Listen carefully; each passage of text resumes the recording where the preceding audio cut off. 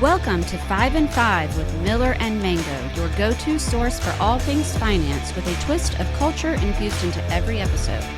Join your hosts, seasoned financial professional Miller and marketing maverick Mango, as they discuss 5 of the latest market and cultural trends and help you instill common sense into the ever-changing landscape of finance, all within 5 minutes. It's time to dive into the numbers, unravel market mysteries, and discover the strategies that matter. Welcome to 5 and 5 with Miller and Mango.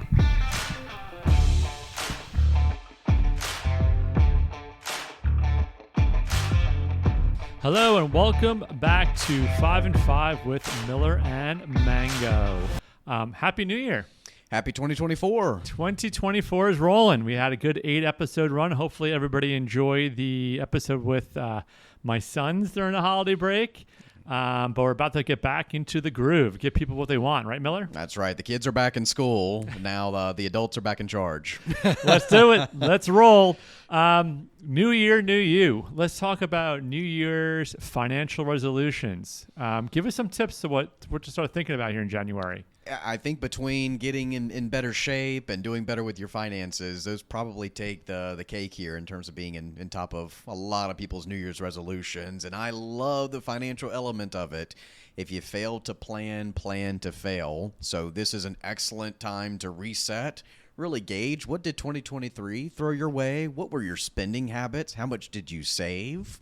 We know the markets and public markets were really well or did really well performance-wise, but how did you do as an individual?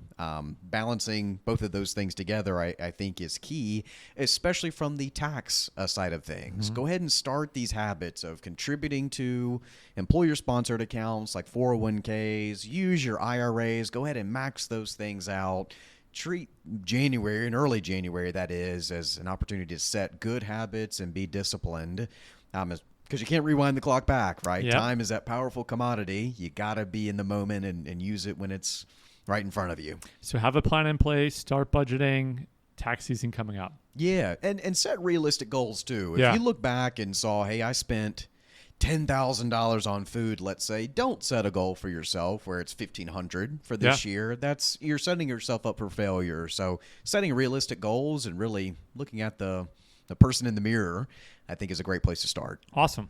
2, is 2024 a good year to buy a home? There's been a lot last year went up. Inflation went up.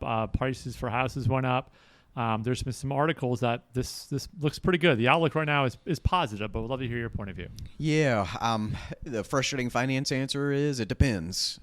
We will see, and as not a real estate expert as myself or as I am, we do see that there are a big shift here in the real estate industry as a whole. And Mango, that's the new players that have entered the system. You're no longer competing against the neighbor beside you or someone locally. You're competing with private equity firms. Oh. You're competing with foreign governments even.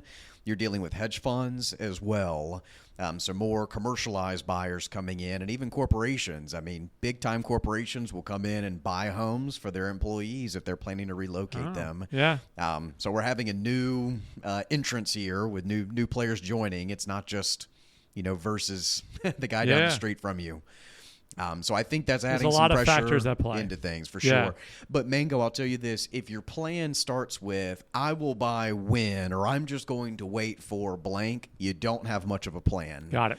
Things that are out of your control, like interest rates and the supply of homes and even these new players, shouldn't have a huge direction on your personal plan. Does it matter, and is it a factor? Absolutely. But if your plan is contingent on something that has nothing, you have nothing to do with, it's not much of a plan. Okay, that's helpful. That's good to know. Mm-hmm. Giving the audience what they need. Number 3, what's going on with Apple? There's some recent reports came out. The stock hasn't been doing well. It used to be the prodigal child of the stock market, and it's not off to a hot start in 2024. That's for sure. Yeah, Apple's been in the news, and surprise, it's one of the most heavily tracked and reported on public companies here in the United States. But Mango, Context is important. So Apple is just coming off of a 48% performance year in 2023. That's insane. Pretty good. That's insane. Along with a handful of other really tech-based companies that did really well. The interesting thing is this. In 2022, Apple lost about 30% of its value in 2022. So we've seen Apple really ride the proverbial roller coaster here over just the past couple years. I think it's a question of where does Apple apply in your financial plan? Apple's a great company by many metrics, but it is still a risky option. We expect it to go up and down in value. If you can't handle that risk, or if it doesn't really make sense for you to hold Apple, that should be the driver of deciding to buy or sell, not what analysts are saying right now. Okay. Yeah. Good to know. There's been a lot of news recently about Elon Musk and X and Mr. Beast. How much do you know about Mr. Beast? If not, I can tell you how much I do know because of my kids. Yeah, well, I'm curious to know what your kids say, but Mr. Beast is like the first influencer, at least of it feels like my generation. Yeah. So everyone knows who Mr. Beast is and his content, but I'm dying to know I would what love you to see. understand if our audience does, and maybe I'll put a poll up there afterwards. But he is the number one YouTube star of all time. The fun fact is, do you know where he's from? North Carolina. Yeah, Greenville, North Carolina, That's ECU country. And he just was one of the early adapters of understanding how to use YouTube in some essence. He has about 224 million subscribers. Wow. And makes over, almost $1 billion. Interesting fact that I read about YouTube in general is based on views. Let's say you get 1 million views on a video, you can make up to $3,000 to $30,000 based on that. Wow. And that's actually interesting from how influencers make money. Google, who owns YouTube, is one of the few platforms that actually pays based on how many people view or interact with their content. Meta, who owns Facebook and Instagram, actually don't pay you at all based on how much people use or like your contact. That all goes back to branding and advertisers. So they would pay you to advertise and brand their products based on your follower sizes, but you actually don't get residuals or money based on those views. Right. So I thought that was just very interesting. And he's done a great job of branding himself. He had a burger, Mr. Beast burger. He has a Mr. Beast chocolate bar that's in Target. So he's really understanding the algorithm of how to use YouTube, and as well as how to brand himself as well. So he's not a new name. He might be just a new name to some people that listen, but he's somebody that should be on the lookout for maybe the next president. I'm kidding. Maybe our next guest we'll have on the podcast. Yeah. How about that?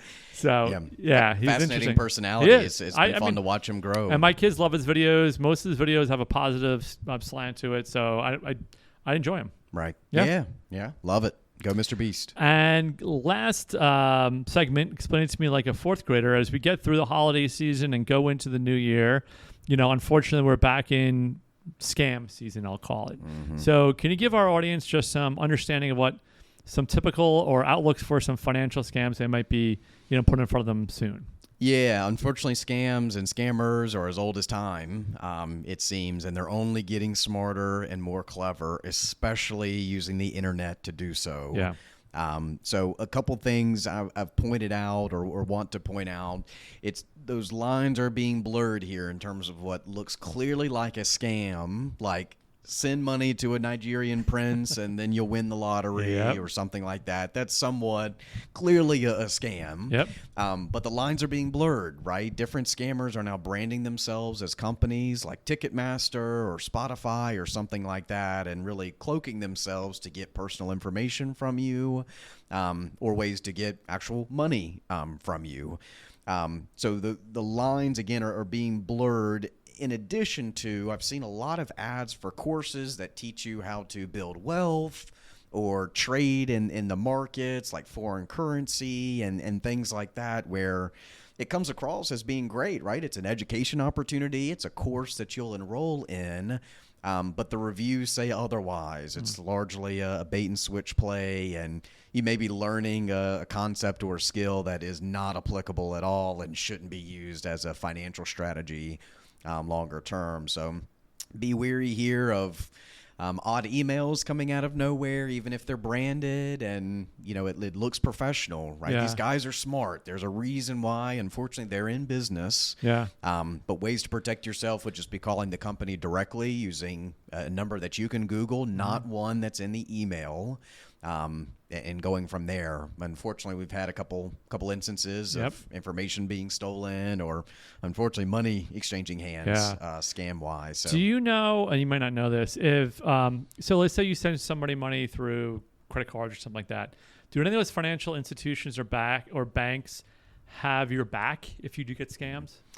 A lot of them will. They will have research departments that will look into the actual charge. They'll see where it actually ended up. And I know especially credit cards tend to really have your back when it comes to liability. If it was a charge, if someone stole your card or it was used for a nefarious reason or whatever the case may be, credit cards tend to have your back much more than debit cards. But that is changing. Debit cards and more bank-related products are trying to have your back. And Uncle Sam has push them to do that as well. Well, one thing I've done more over the last year would be checking my credit card statement on a regular basis just to see if things pop up versus looking towards the end of the month when you get that one statement. So that could be a tip for people as well. Another pro tip and something I use is I have it set up where anytime my credit card is used, I get a text message. Okay. So whether I'm the one swiping it or I have something on auto pay, I get a text message every time the card is used, and that takes a lot of peace of mind.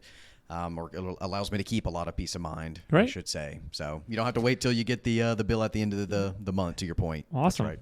All right. Well, that's a wrap. The first one of 2024. Just some notes programming-wise. TradeWinds is actually going to have our State of the Market webinar in a couple of weeks from our CEO, Tim Whitney. So be on the lookout for some more details coming your way. I think we'll be able to record one last episode before that goes live, but that should be something everybody should view in for, or I don't know, come in and watch as part of the webinar. So yeah, everyone register. I think we'll have some good thoughts and as we prepare for the upcoming year. Well, again, Happy New Year. And again, please comment, and provide us with some feedback on what else we want to hear from us. We really enjoy doing this. Look forward to entertaining our listeners as we move forward rest of the year. Have a good one.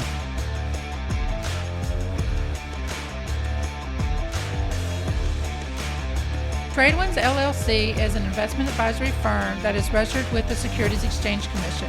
Registration does not imply a certain level of skill or training. TradeWinds will not accept trade offers online, and any such request, orders, or instructions that you send will not be accepted and will not be processed.